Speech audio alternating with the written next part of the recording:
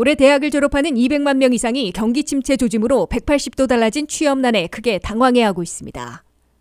미국민들이 팬데믹 3년 동안 1,500만 곳이나 창업하는 창업 붐을 이루고 있습니다. 미국 은행 파산 이후 중소은행에서 메가은행으로, 은행에서 펀드로 예금액이 대거 이동하고 있습니다. 미국 명문대학 신입생들의 1년 학비가 9만 달러에 육박하고 있고 매년 4에서 5% 인상하고 있는 것으로 나타났습니다.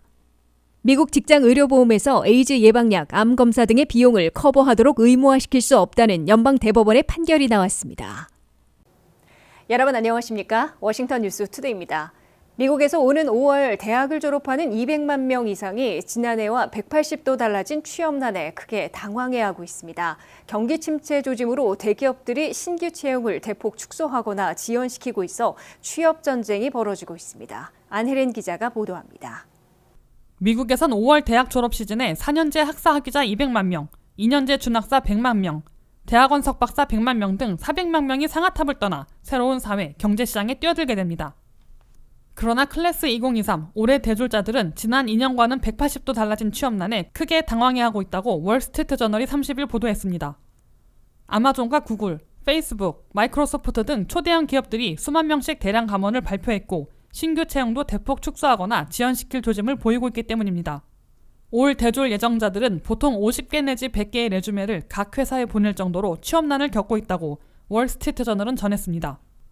아마존은 지난해 11월과 올 1월 그리고 3월 등 3차례에 걸쳐 근 3만 명의 대량 감원을 발표한 동시에 대졸자 신규 채용은 6개월 늦춘다고 밝혔습니다.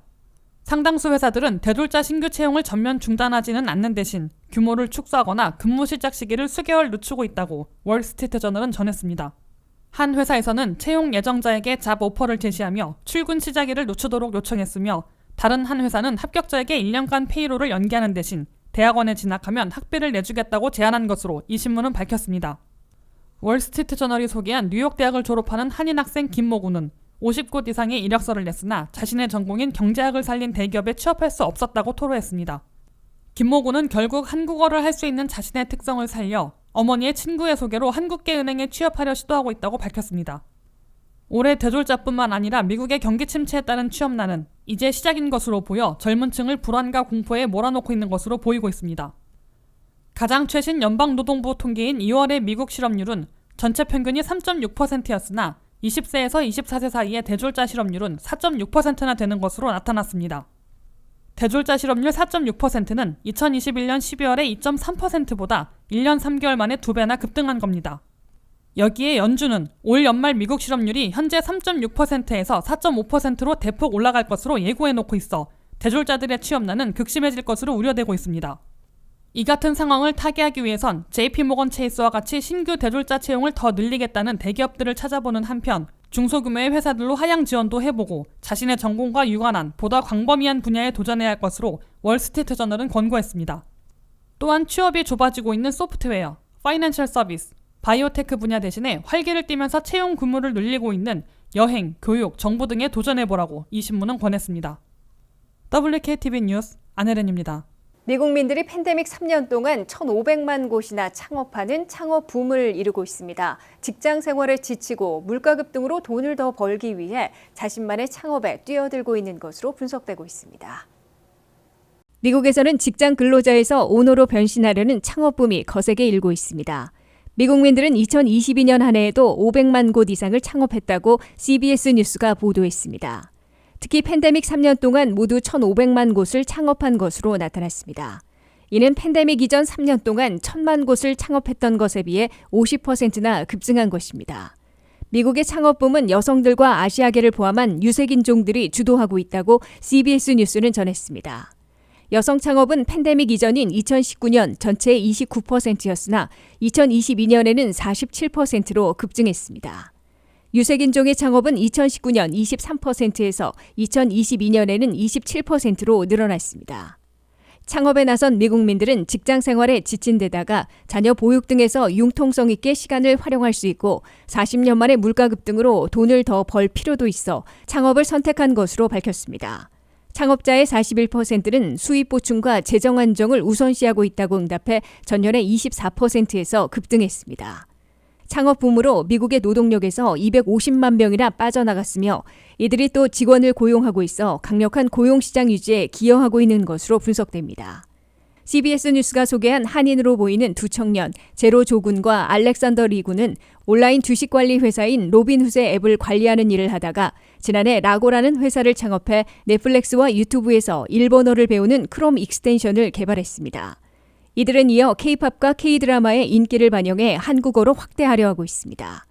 펫살롱에서 일했던 한 20대 여성은 자신만의 사업체를 창업한 후 전화나 인터넷으로 펫 그루밍 서비스를 예약받고 집까지 찾아가 애완견들의 털을 깎아주는 사업을 하고 있습니다. 팬데믹을 거치면서 펫살롱을 찾기 꺼려하는 고객들의 마음을 감안해 전화 예약을 받고 고객 집까지 찾아가는 것은 물론 트레일러를 끌고 가 집 주변에서 애완견들의 털을 깎아주는 서비스로 큰 인기를 끌고 있습니다. CBS 뉴스는 경제 불안으로 견고한 일자리마저 흔들리기 시작하는 시기이지만 미국에서는 여러 경제 사회 여건이 변하면서 창업이 더욱 활기를 띠고 있다고 보도했습니다. 미국에서 지역은행 두 곳이 파산한 이후 예금 대이동이 벌어지고 있습니다. 중소은행에서 메가은행으로 수일 사이에 1,000억 달러 이상 이동했고 은행권에서 머니마켓의 채권이나 뮤추얼 펀드로 대거 옮겨가고 있습니다. 한면태 기자의 보도입니다. 미국에서 15년 만에 벌어진 실리콘밸리 은행과 시그니처 은행의 파산 사태로 예금을 비롯한 돈의 대이동이 펼쳐지고 있습니다. 예금은 중소규모의 은행들에서 메가은행들로 이동하고 있고 은행권 전체에서 머니마켓의 국채 등 안전자산으로 옮겨가고 있습니다. 월스트리트저널은 연준 통계에 따르면 실리콘밸리 은행의 파산 직후 수일 동안 중소규모의 은행에서 예금액 1,200억 달러가 25대 은행들로 이동했다고 보도했습니다. 또한 최근 2주 동안 은행권에서 머니마켓으로 옮겨진 자금 규모가 2,200억 달러에 달한다고 월스트리트저널은 밝혔습니다. 머니마켓으로 옮겨진 자금들은 주로 더 안전한 미 국채, 재무부 채권이나 신뢰할 수 있는 기관이나 대기업의 장기채, 투자 회사들이 관리하는 뮤추얼 펀드 등에 다시 투자되고 있다고 이 신문은 전했습니다. 예금이나 투자처를 이전하는 주된 이유는 현행 연방법상 계좌당 25만 달러까지 FDIC 연방예금보험공사에 의해 보장해주고 있기 때문에 그 한도를 넘는 비보험 예금액을 더 안전한 곳으로 대거 이동시키고 있는 것으로 분석됩니다. 실리콘밸리 은행과 시그니처 은행의 파산 시 25만 달러 한도를 넘는 비보험 예금도 전액 연방정부가 보장해줬고 앞으로도 그렇게 할 것이라고 강조하고 있으나 예금주들로서는 망하게 내버려 둘 수 없는 메가은행들이나 국채 등으로 이동시킬 수밖에 없는 상황으로 해석됩니다. 문제는 갑작스런 예금 인출 사태로 파산 위기에 내몰려 있는 중소규모의 지역은행들이 연방당국의 전액보장 확약으로 한숨을 돌리고 있으나 예금 이동으로 위기에서 벗어나지 못하고 있는 겁니다. 수일 만에 예금액이 1,000억 달러 이상 줄어든 중소규모의 지역은행들은 연방준비제도가 긴급 배설한 특별융자 프로그램에서 대규모 융자받아 버티고 있으나 불안감을 느끼는 예금주들이 인출이나 이동을 멈추지 않으면 일순간 무너질 위험에 내몰릴 것으로 우려되고 있습니다. 연준은 특별융자 프로그램을 신설한 후 첫째 주에는 하루 평균 24억 달러를 대출해 주었으나 2주째에는 340억 달러, 3주째에는 500억 달러나 기록적으로 융자해주고 있어 밑빠진 독에 물붓기가 되지는 않을까 경고되고 있습니다.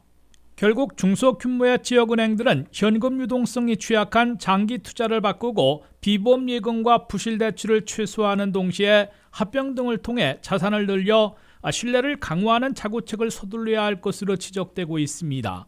WKTV 뉴스 한면택입니다. 미국 동부의 명문 8개 대학들인 아이비리그에 입학하는 신입생들이 1년 학비가 무려 9만 달러에 육박하는 통보를 받고 충격을 받고 있습니다. 각 대학들은 새학기 학비를 3에서 5% 인상할 수밖에 없어졌다며 이는 물가 인상률에 못 미치는 것이라고 주장하고 있으나 매년 인상되는 학자금 부담에 대학생들과 학부모들이 짓눌리고 있습니다. 안혜린 기자가 보도합니다. 미국에서는 고등학교를 졸업하고 9월에 대학에 입학하는 예비 대학생들이 합격 통지서를 받아들고 환호하다가 학비 통지서를 보고는 충격에 휩싸이고 있다고 CBS 뉴스가 30일 보도했습니다. 동부 명문 8개 대학들을 일컫는 아이비리그 대학들의 신입생 학비가 연간 9만 달러에 육박하는 것으로 나타났기 때문입니다.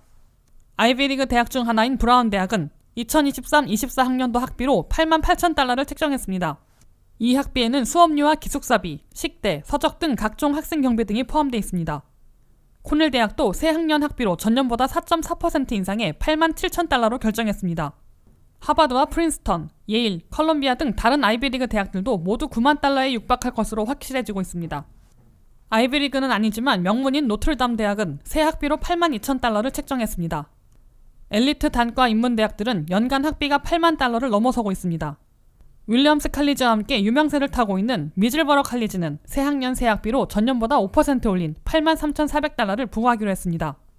아이비리그급의 명문 사립대학들은 매년 3에서 5%를 인상하고 있고 연간 8만 달러대의 학비를 부과하고 있어 4년간 34만 8천 달러나 내야 하는 상황으로 계산되고 있습니다.